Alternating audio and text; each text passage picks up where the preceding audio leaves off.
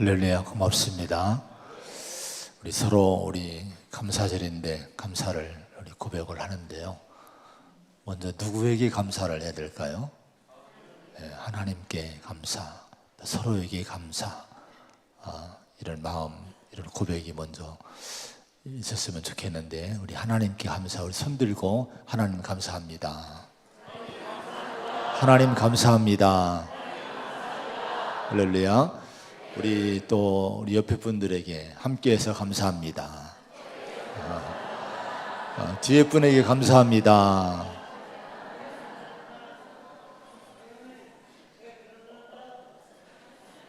그래요.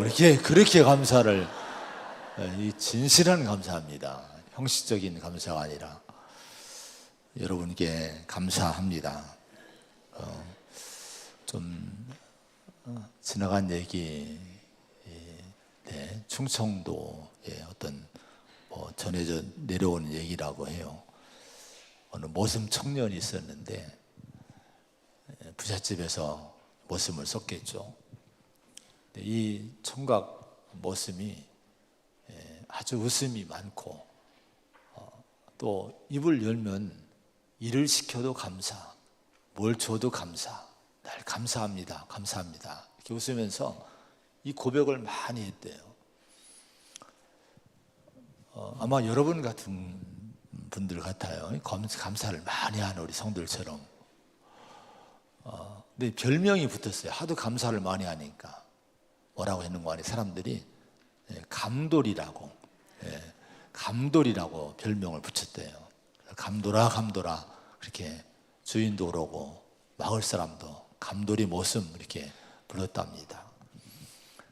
근데 감사를 정말 잘하고 모든 일을 성실하게 하니까, 흔한 얘기지만은 이게 스토리가 거의 결론이 같습니다만은, 이제 주인집에서 사위를 삼았다는 거예요. 사위.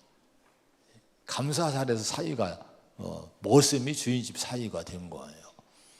근데 나중에 주인이 죽고, 장모님이 죽고, 집을 물려받았답니다. 재산을 다 상속을 받았대요.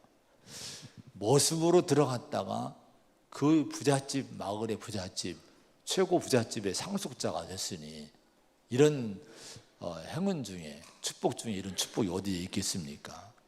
근데 너드나든 마을 사람들이 그렇게 얘기를 했대요. 저 감돌이는 감사로 주인의 모든 것을 먹었어. 감사로 다 먹었다. 이렇게 보는 사람마다 그렇게 그 감돌이에 대해서 얘기를 했다고 하는 거예요. 어느 목사님은 인사만 잘해도 먹고 산다. 교회 아주 표입니다. 표. 계속 개척하고 지금까지 대형 교회로, 하근수 감독님 감리교회, 큰 교회인데, 교인들에게 인사만 잘하라. 하여튼 인사만 잘하면 먹고 산다. 교회가 아주 그 표예요, 표. 지금도 그런 책도 냈고 그렇게 가르치고, 그런 그 인사 잘하기 캠페인 벌이고 했어요. 근데 저는 이 얘기를 읽으면서, 감사만 잘해도 먹고 산다가 아니라 뭐예요? 먹고 사는 것 정도가 아니에요. 이 감돌이는 감사 잘해서 어떻게 된 거예요? 뭐라고 표현을 해야 되려나? 하여튼 성공했다? 뭐라고 표현을 해야 되려나? 하여튼 감사만 잘해도 여러분 잘 됩니다. 우리가 이런 마음으로 사시기 바랍니다. 우리 서로 한번 인사합시다. 감사만 잘해도 성공한다. 잘 된다. 할렐루야. 진짜 그렇게 해보세요. 감사의 마음을 많이 갖고 사시기를 바랍니다. 오늘은 추수감사주일이에요. 1년에 2번 절기상으로 감사가 있어요. 하나님이 절기를 주신 것이 우리 성도들에게, 하나님 백성들에게 감사의 마음, 감사의 삶을 살게 하시기 위해서 이렇게 절기를 주셨으리라고 믿습니다. 근데 감사는 가치가 있고 신비한 거예요.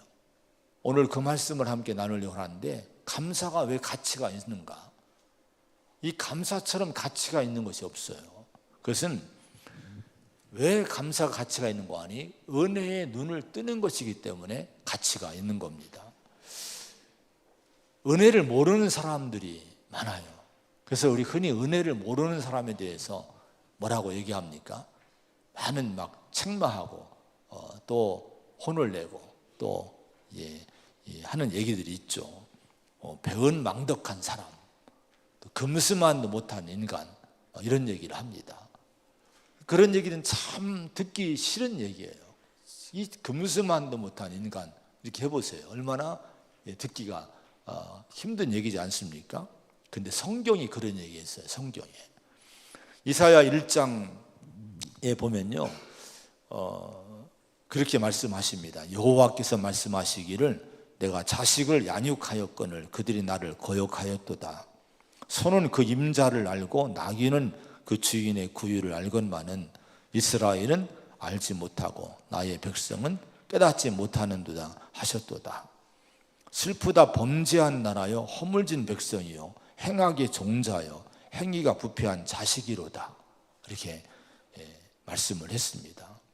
이사야 선지자가 하나님 말씀 받아서 선포한 거예요. 지금까지 교회에서 하나님 백성들 사이에서 이 말씀이 계속 선포가 되는데, 자 보세요. 뭐라고 말씀하는 거 아니? 짐승도 자기 임자를 안다는 거예요. 자기를 키워준 주인을 알아본다는 거예요. 근데 내 백성 이스라엘 백성들은 내가 자식으로 양육했거늘 나를 거역하고 나를 잊었다는 거예요. 그러니까 은혜를 잊어버린 거예요. 이런 이스라엘 백성들을 향해서 하나님이 뭐라고 얘기합니까? 범죄한 나라, 허물진 백성. 그 다음에가 아주 신랄한 책망이 나오죠. 행악의 종자요. 행위가 부패한 자식이다.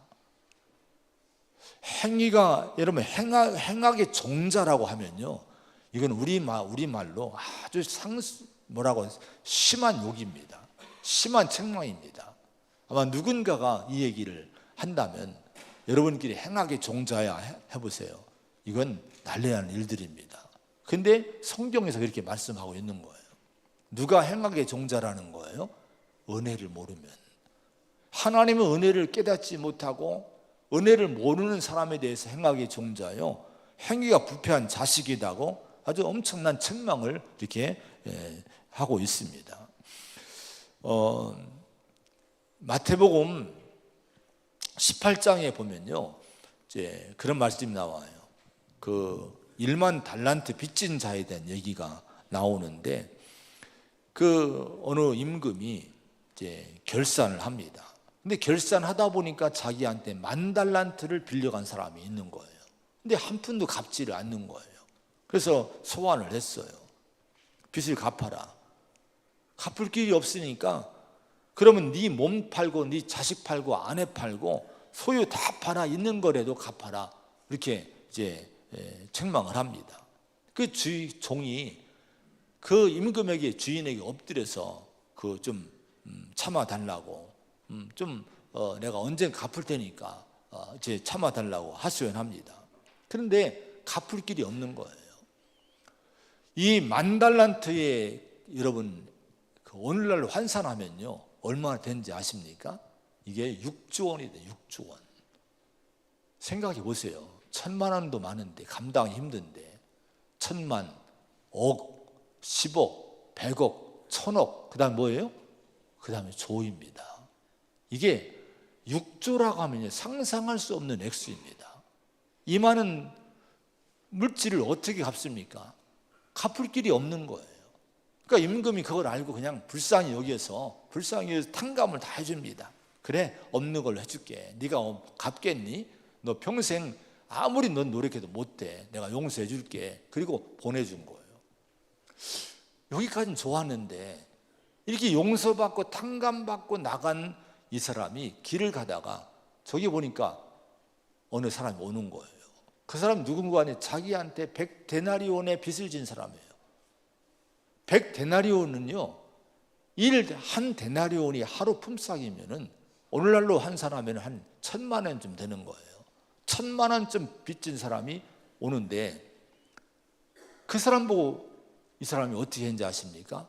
거기 성경에 보면요 이렇게 얘기합니다. 붙들어 목을 잡고 이르되 빚을 갚으라. 목을 잡고 멱살 잡고 흔들어 대는 거예요. 너 왜 1,000만 원 안 갚어? 빚 갚으라고 흔들어 대는 거예요.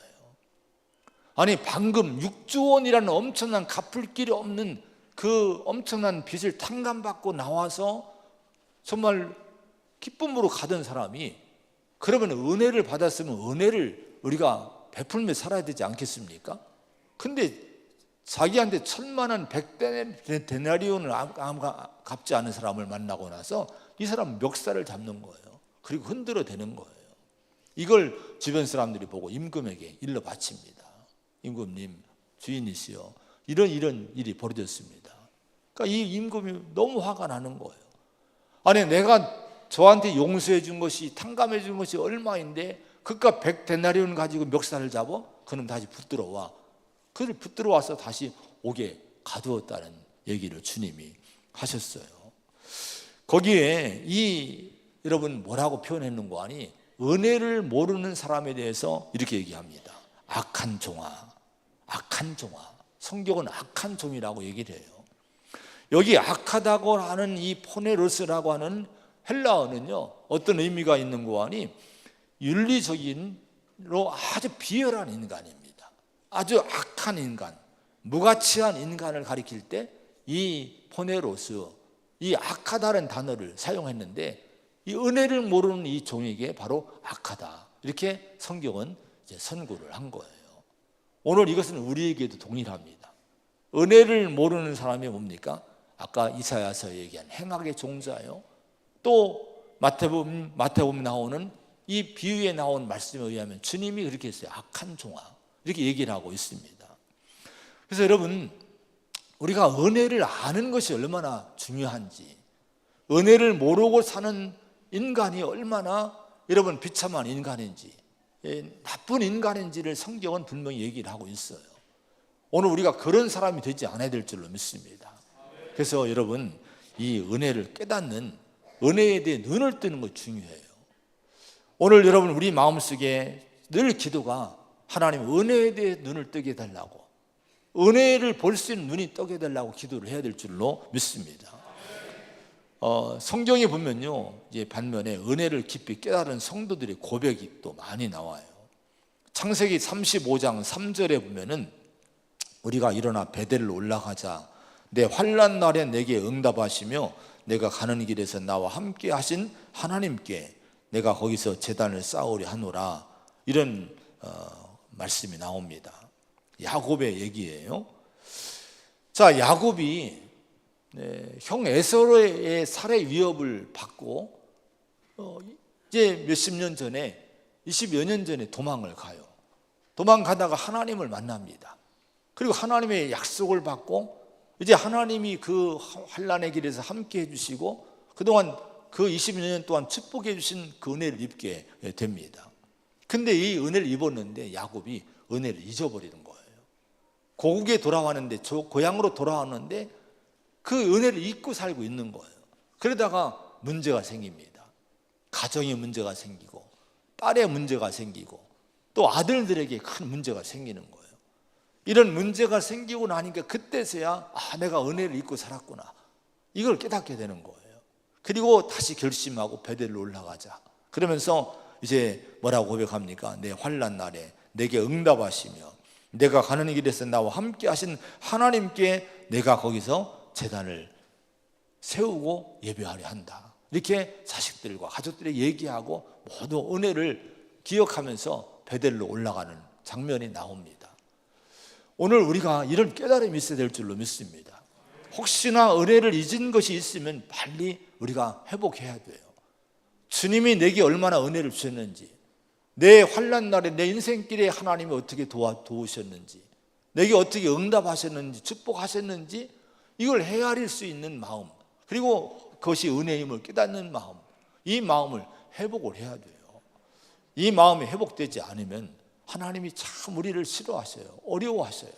또 하나님이 우리 인생길을 더 이상 앞으로 나가지 못하게 하시는 거예요. 우리가 은혜를 깨닫고 은혜를 고백할 수 있는 그런 성도가 되어야 될 줄로 믿습니다. 사무엘하 7장에 보면요, 18절에 보면 다윗 왕이 하나님 앞에 이런 고백을 합니다. 주 여호와여, 나는 누구이오며 내 집은 무엇이기에 나를 여기까지 이르게 하셨나이까? 이렇게 고백을 합니다. 감격에 겨워서 하나님 앞에, 여호와 앞에 앉아서 엎드려서 이 고백을 하는 거. 왕인 다윗이 자기 인생을 곰곰이 돌아보니까 자기 어릴 때는 목동이었거든요. 다윗이 베들레헴에서 목동으로, 자기 아버지도 자기를 내세우지 않았던 맨 막내로서 정말 그 비천한 인간으로 살았던 자기인데, 돌아보니까 얼마나 하나님의 은혜가 컸는지 자기를 왕의, 한 나라의 왕의 자리까지 올려주신 거예요. 이게 너무 말할 수 없는, 더 말할 수 없는, 더 바랄 수 없는 축복의 자리까지 온 거예요. 그래서 이 다윗은 감격 가운데 그렇게 고백하는 거예요. 주 하나님, 내가 누구이오며 내 집이 무엇이기에 나를 여기까지 이르게 하셨나이까? 오늘 새벽에 제가 기도하는데 이 말씀이 제 마음에 너무 와닿았어요. 저도 이 말씀 가지고 계속 기도했어요. 하나님, 제가 무엇이기에 여기까지 이르게 하셨습니까? 제가 무엇이기에 하나님 이런 축복을 주셨습니까? 돌아보니까요, 정말 여러분 가난했죠. 제가 막내였죠. 불리한 상황 속에서 많은 어려움이 있었지만은, 인생이 고비고비 또 어려움도 많았지만은, 근데 지금 현재를 보니까 하나님이 너무 족한 은혜를 주신 거예요. 다윗의 이 고백이 제 고백이더라고요. 하나님, 제가 무엇인데 여기까지 이르게 하셨나이까? 이 고백밖에 할 것이 없더라고요. 여러분, 어쩌면 우리 저만이 아니라 여러분, 우리 모두가 그래야 되지 않겠습니까? 여기까지 오늘 이 자리에 앉아있는 우리의 모습을 보면서 하나님의 은혜의 손길, 하나님의 축복의 손길을 잊지 않기를 바랍니다. 그리고 하나님께 감사하며 은혜를 고백할 수 있는 우리 믿음의 성도가 되시기를 축원을 드립니다. 오늘 본문의 말씀 보면은 바울이 은혜를 깨닫고 은혜를 고백한 말씀이에요. 한번 9절의 말씀 한번 같이 보겠습니다.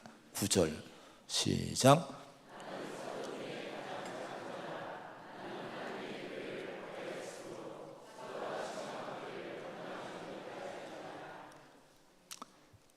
얼마나 겸손한 고백인지요. 사도 중에서 가장 작은 자라, 가장 보잘것없는 사람이라고 하는 거예요. 또 사도라 칭함받기를 감당하지 못할 자다. 그러니까 사도라고 부릴 자격도 실은 나는 없다, 이렇게 고백을 합니다. 왜 그랬을까요? 그 이유는요, 자신이 나는 하나님의 교회를 박해하였으므로 이렇게 얘기합니다. 그러니까 자신은 어떤 사람이었는가 하니 하나님의 교회를 핍박했던 사람이에요. 예수를 핍박했던 사람, 예수 믿는 사람 핍박했고 교회를 박해했던 인물이 이 바울이었습니다. 자, 이걸 생각하면서 자신은 정말 이런 자리에서 주님의 일을 하기에 정말 감당할 길이 없는 그런 부족한 종이라고 하는 거예요. 자신의 과거를 알고 과거를 깨닫고 나니까 겸손해지게 되는 거예요. 그리고 자기를 낮추게 되는 거예요. 그럼에도 불구하고 하나님이 자기를 찾아주시고 만나시고 구원하신 은혜를 생각하니까 너무 그 은혜가 감격스러운 거예요. 그래서 이 10절에 이렇게 고백을 합니다. 10절 한번 같이 보겠습니다. 시작. 그러나 내가 나된 것은 하나님의 은혜로 된 것이니 내게 주신 그의 은혜가 헛되지 아니하여 내가 모든 사도보다 더 많이 수고하였으나 내가 한 것이 아니요 오직 나와 함께 하신 하나님의 은혜로라. 할렐루야. 따라합시다. 나된 것은 하나님의 은혜입니다. 이 고백이 끊이지 않기를 바랍니다. 내가 오늘 내가 된 것은 하나님의 은혜로 내가 된 거라는 거예요. 내 스스로 내가 힘이 있어서, 내가 능력이 있어서, 내 의지와 내 실력으로 된 것이 아니라는 거예요. 여러분, 오늘 이 자리에서 여러분의 위치에서 한번 이 고백을 할 수 있기 바랍니다. 나된 것은 하나님의 은혜입니다. 이 고백이 있기를 축원을 드립니다. 근데 여기 10절에 보면은 은혜가 3번이 나와요. 은혜, 은혜, 은혜 3번이 나옵니다. 이건 뭡니까? 아주 감격 가운데 아주 탄성을 지른 거예요. 은혜입니다, 은혜입니다, 은혜입니다, 이렇게 고백을 한 거예요. 자, 여러분, 왜 그랬을까요? 아까 얘기했지만 바울은요, 정말 신앙적으로 보면 하나님께 너무 죄를 진 거예요. 예수님께 너무 죄를 진 사람이에요. 교회를 그렇게 아주 극악하게 핍박했고, 성도들을 체포해서 죽음에 이르게 했고, 이런 인물이 바울이었습니다. 근데 그런 자기를 하나님이, 주님이 만나 주었고 믿음을 갖게 했고, 또 믿음만 가진 것이 아니라 십자가 복음을 전하는 일꾼이 되게 했고, 이런 걸 생각하니까 너무 감격스러운 거예요. 내가 사도가 된 것은 내 힘으로 된 것이 아니라 하나님의 은혜다, 이렇게 고백을 해서 하고 있는 겁니다. 핫지라고 하는 분이 이 말씀을, 10절의 말씀을 이렇게 해석을 했어요. 하나님의 은혜가 나를 현재의 나로 만들었다. 만일 내가 그대로 있었다면 나는 계속해서 회방자와 핍박자가 됐을 것이다. 내가 지금 사도가 되어 내가 예전에 잔해했던 신앙을 전파하게 된 것은 하나님의 은혜 때문이다, 이렇게 해석을 했습니다. 여러분, 오늘 이 자리에 앉아 있는 것도 하나님의 은혜임을 꼭 잊지 마시기 바랍니다. 은혜로 나를 잡아주지 않고 불러주지 않았으면 오늘 여러분 어디 있을까? 오늘 여러분 이 시점에, 이 인생의 이 시점에서 여러분 어떤 인생을 살고 있을까? 저도 하나님의 은혜가 없었으면요, 제가 돌아보면은 저도 참 아주 세상에서 빠져서 못된 인생을 살아왔지 않을까 생각이 돼요. 환경이 그런 환경 속에 있었어요. 근데 하나님이 그런 와중에도 하나님이 저를 붙잡아 주시고 여기까지 인도하시고 강단서 설교하게 하고 복음을 맡기고 저 이 교회를 섬기는 이런 일을 하게 해주신 거예요. 이게 여러분, 이은성이라는 사람이 잘나서 그런 것이 아니에요. 모든 것이 하나님의 은혜입니다. 여러분 모두가 하나님의 은혜로 여기 앉아있음을 잊지 마시기 바랍니다. 이 은혜를 깨달은 사람이 감사하는 거예요. 하나님의 은혜에 대해서 눈을 뜬 사람이 감사가 나오는 거예요. 은혜에 대해 눈을 뜨지 못하면 절대 감사가 나오지 않습니다. 아무리 감사절 지키라 해도, 아무리 감사절 선포돼도 은혜를 모르니 감사가 됩니까? 감사가 안 되는 거예요. 여러분, 정말 진정한 감사가 은혜를 통해, 깨달음을 통해서 나올 수 있는, 고백될 수 있는 우리 신앙이 되기를 축원을 드립니다. 누가복음 17장에 보면은 이제 그런 말씀이 나와요. 10명의 문둥병자들이 예수님을 찾아왔다가 고침을 받아요.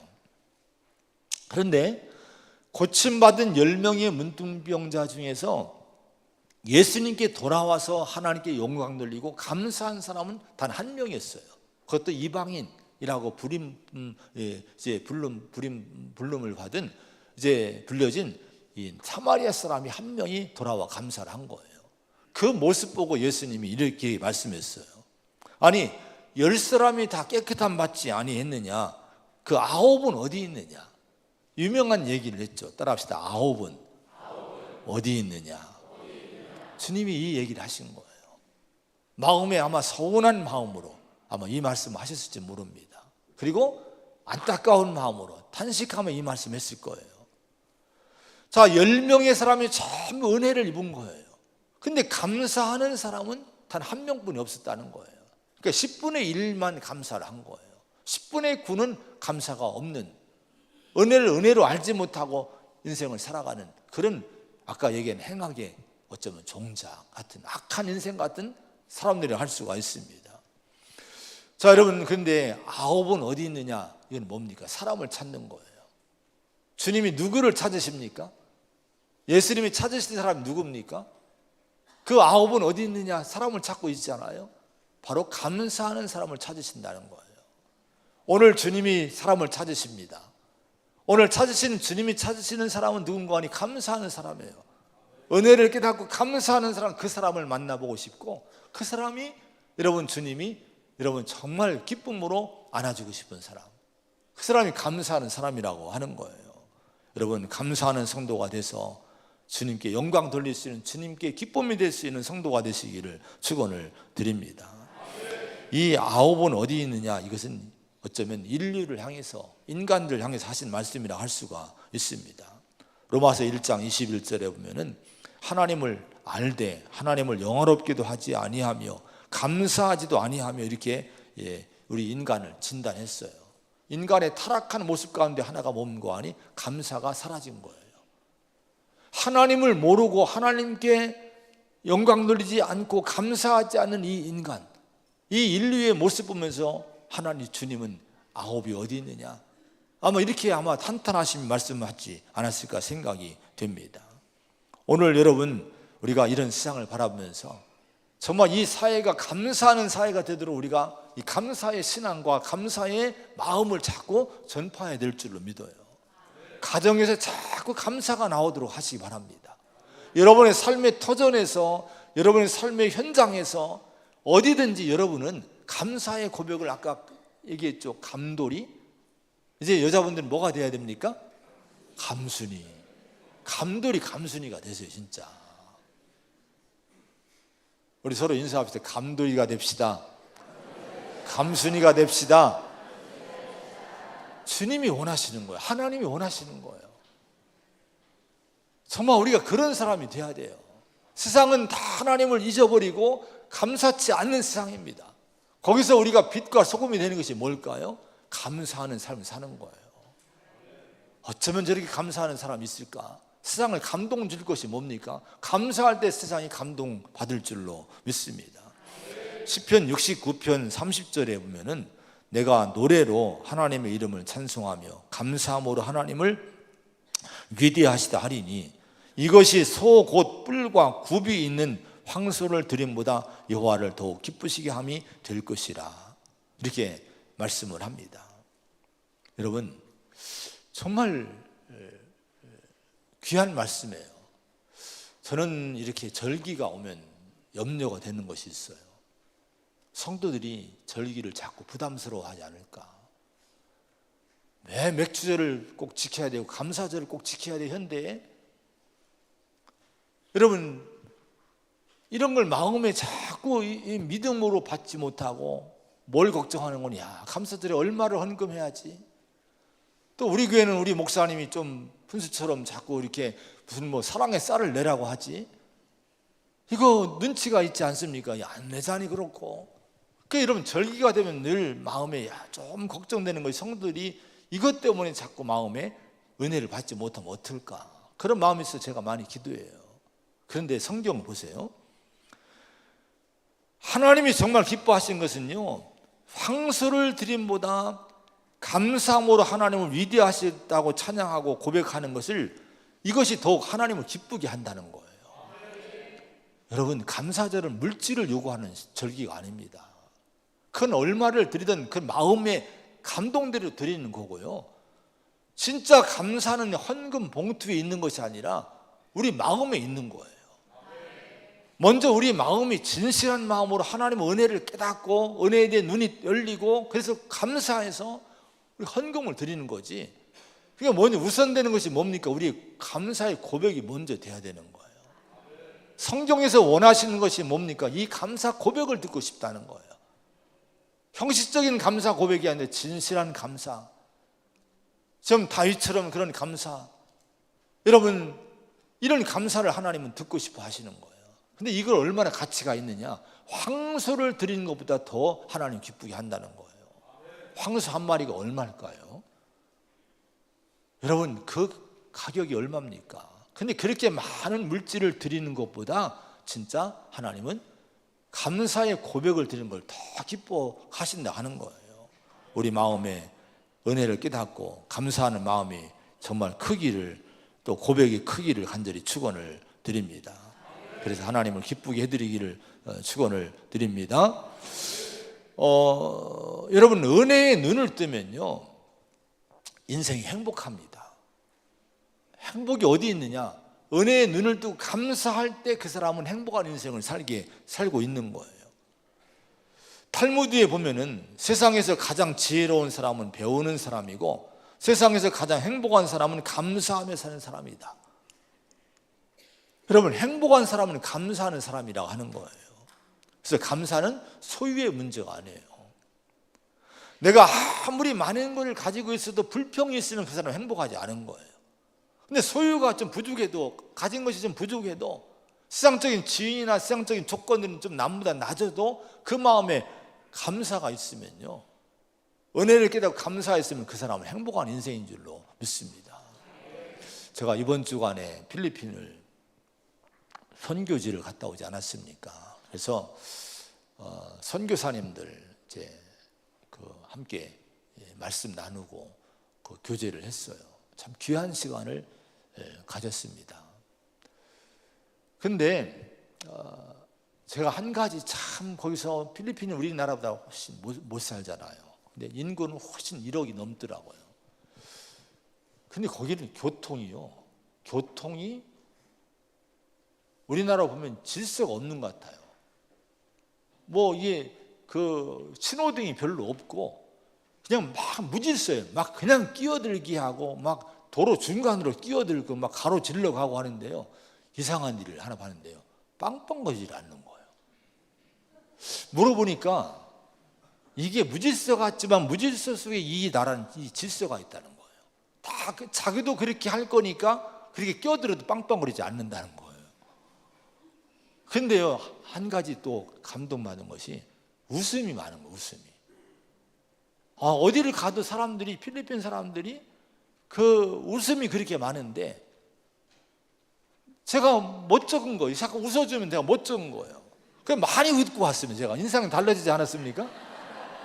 아마 일주일 전부터 지금 더 인상은 달라지지 않았을까 생각이 드는데, 왜냐하면 많이 그들과 대화 웃으니까, 나도 웃으니까 많이 얼굴이 많이 이렇게 웃음이 많아지는 거예요. 웃음이 많더라고요. 미소가 많더라고요. 그거 보고 참 놀랐습니다. 저는 그래서 어쩌면 우리 한국인들은 요즘 무섭다고 그래요. 사람들 보기가. 한국 사람은 거리에 사람들이 웃음이 없어요. 이렇게 무서워요. 막 금방 빵빵거리고 금방 막 인상 쓰고 막 이렇게 시비 걸고 하는. 그래서 참 남들 길 가다 사람 눈빛을 마주치지 않으려고 그래요.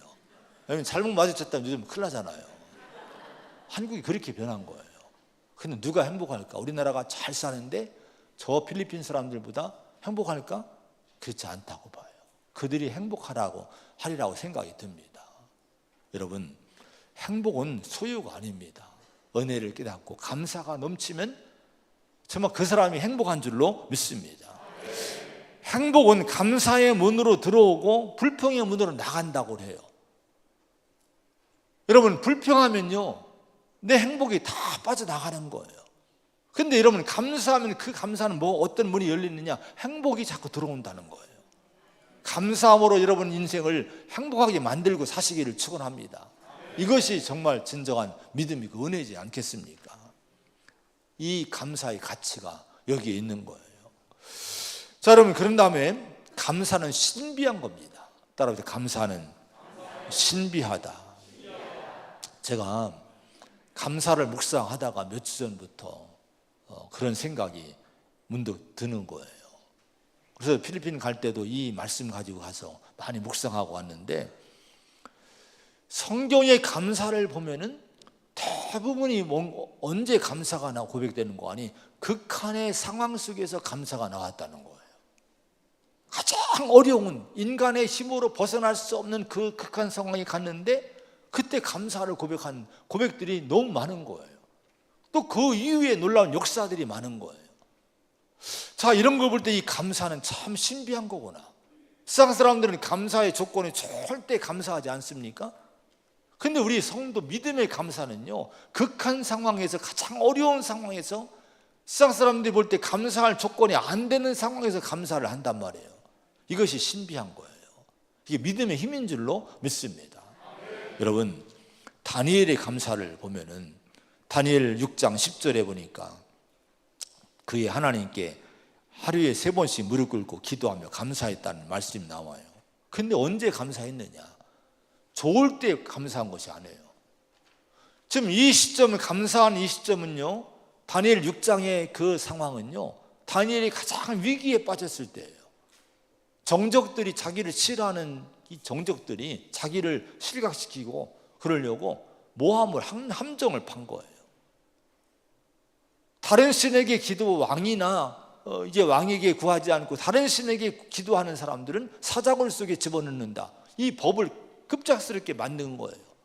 그리고 이걸 반포를 한 거예요. 자, 그럼 여러분, 다니엘은요 늘 하루에 3번씩 기도하는 믿음의 사람이었기 때문에 죽은 목숨입니다. 근데 다니엘은 집에 와서요 창문을 쫙 엽니다. 보듯이 창문을 열고 무릎 꿇고 예루살렘을 향해서 찬양하고 기도하며 감사했다고 성경은 기록해요. 극한 상황에 감사를 한 거예요. 여러분, 가장 어려울 때 한 감사를 여러분 보시기 바랍니다. 나중에 이 감사에 여러분 감사하실 때 사자굴 속에 들어가요. 굶주린 사자굴 속에 던져진 바 되지만 하나님이 사자의 입을 막으셔서 이 다니엘을 살게 하셨습니다. 이게 또 감사의 신비인 거예요. 또 한 가지 보면요, 예수님의 감사를 우리 볼 수 있어요. 요한복음 6장에 보면은 그 들판에서 한 5천 명 이상이 되는 사람들이 모여 있는데 먹을 것이 없는 거예요. 근데 물고기 2마리와 보리떡 5개가 이제 찾아졌는데 이거 가지고 예수님이 축사하셨다고 말씀합니다. 근데 축사하셨다는 것은요, 다른 번역서를 보면 전부 뭐라고 하는 거 아니? 감사를 드리신 다음에 다 감사로 번역을 한 거예요. 여러분, 지금으로 말하면 경제적으로 다 무너졌다고 볼 수 있는 거예요. 먹여 살릴 길이 없는 거예요. 이 5천 명이 되는 수많은 사람은 어떻게 여러분 요 조그만 물질로 먹여 살립니까?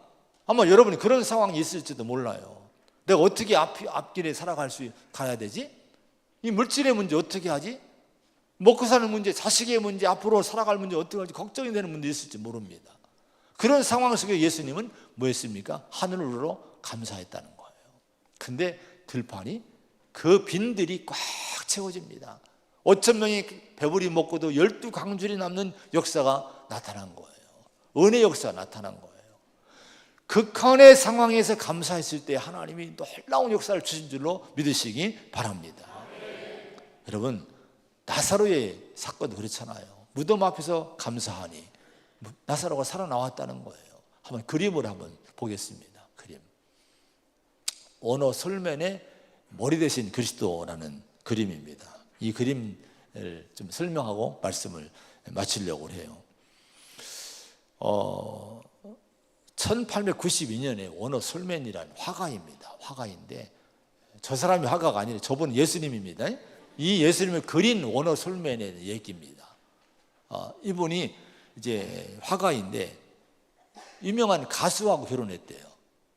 근데 결혼하고 나서 부인이 임신한 상태인데 그때 병원에서 이 오너 솔맨이 사형 선고를 받아요. 중병에 걸린 거예요. 임파선 결핵인데 이 당시에는 지금 1917년도쯤이니까 이 당시는 이게 아주 치명적인 질병이었던 거예요. 당신의 생명이 길어야 석 달입니다. 3개월뿐이 못 산다는 사형 선고를 받은 거예요. 여러분, 이 선고를 받고 의사의 선고 받고 얼마나 여러분 낙심이 됐겠습니까? 절망이 찾아온 거예요. 부인한테 너무 미안한 거예요. 임신했는데 내가 죽으면 어떡하나. 낙심하고 앉아있는데 그 부인이 믿음이 좋은 부인이었답니다. 이 부인이 위로하는 거예요. 오히려 격려해 주는 거예요. 여보, 3개월밖에 못 산다고 생각하지 말고 하나님이 3개월을 선물로 주셨다고 생각하고 감사하며 살아봅시다. 우리 원망하지 맙시다. 3개월이 얼마나 소중합니까? 천금 같은 시간을 가장 아름답게 만들어 봅시다. 3개월이나 살게 해주신 하나님께 감사하며 살아봅시다. 이렇게 격려하고 위로를 해주더란 거예요. 여기에 이 오너 솔맨이 힘을 얻습니다. 그리고 아내의 말대로 3개월 동안 감사하며 살겠다고 결심한 거예요. 그러면서 모든 일을 감사하면서 이때 자기 마지막 작품이라고 생각하고 예수님 얼굴을 그리기 시작합니다. 주님의 얼굴을 그리는 거예요. 그것이 바로 이 머리 대신 그리스도라는 이 작품입니다. 근데 여러분, 이 그림을 그리는 와중에 3개월이 되는데 불구하고 이분이 죽지 않은 거예요. 병원에 갔더니요, 놀라운 의사의 얘기를 들었습니다. 아니, 임파선 결핵이 깨끗하게 사라졌습니다. 이런 진단을 해줬다는 거예요. 여러분, 그 이후에 이분이 건강하게 여러분 인생을 살게 됩니다. 그때 이 작품이 여러분 모습 보면 이 모습은 다른 예수님 모습과 달라요. 다른 보통 예수님 얼굴은 모습은 늘 십자가, 막 고난의 모습, 막 그 피 흘리는 모습, 막 그런 모습이지 않습니까?